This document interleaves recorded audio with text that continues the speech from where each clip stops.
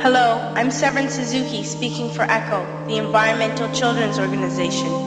We're a group of 12 and 13-year-olds trying to make a difference. Vanessa Setti, Morgan Geisler, Michelle Quigg, and me. We've raised all the money to come here ourselves, to come 5,000 miles to tell you adults you must change your ways. Coming up here today, I have no hidden agenda. I am fighting for my future. Losing my future is not like losing an election or a few points on the stock market. I am here to speak for all generations to come. I am here to speak on behalf of the starving children around the world whose cries go unheard. I am here to speak for the countless animals dying across this planet because they have nowhere left to go. I am afraid to go out in the sun now because of the holes in our ozone. I am afraid to breathe the air because I don't know what chemicals are in it. I used to go fishing in Vancouver, my home, with my dad, until just a few years ago we found the fish full of cancers. And now we hear of animals and plants going extinct, every day vanishing forever. In my life, I have dreamt of seeing the great herds of wild animals, jungles and rainforests full of birds and butterflies. But now I wonder if they will even exist for my children to see. Did you have to worry of these things when you were my age? All this is happening before our eyes, and yet we act as if we have all the time we want and all the solutions. I'm only a child and I don't have all the solutions. But I want you to realize, neither do you. You don't know how to fix the holes in our ozone layer.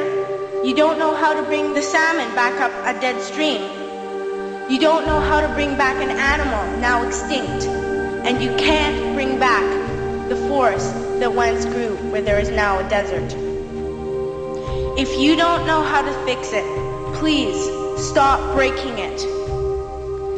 Here, you may be delegates of your government, business people, organizers, reporters, or politicians, but really, your mothers and fathers, sisters and brothers, aunts and uncles, and all of you are someone's child.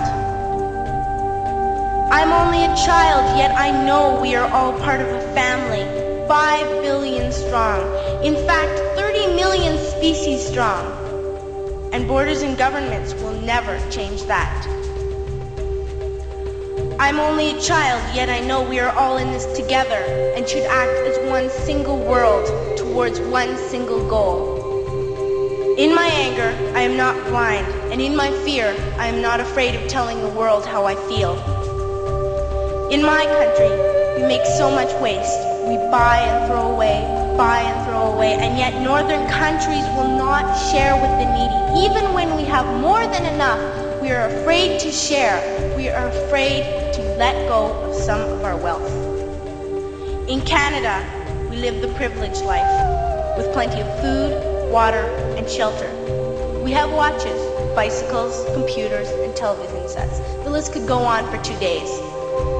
2 days ago, here in Brazil, we were shocked when we spent time with some children living on the streets. This is what one child told us. I wish I was rich. And if I were, I would give all the street children food, clothes, medicines, shelter, and love and affection.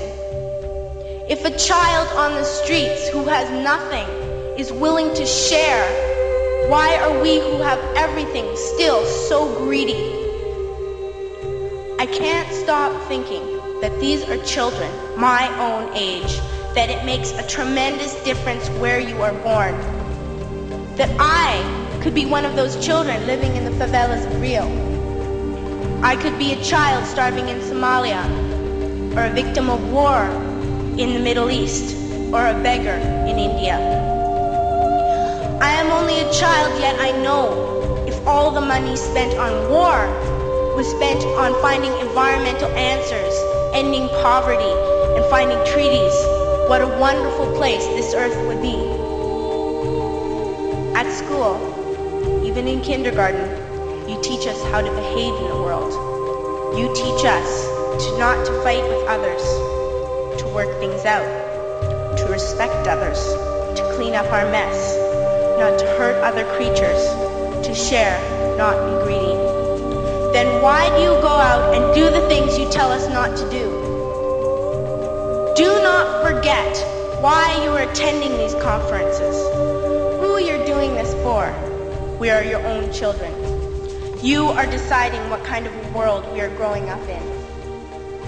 Parents should be able to comfort their children by saying, everything's going to be all right. It's not the end of the world, and we're doing the best we can. But I don't think you can say that to us anymore. Are we even on your list of priorities?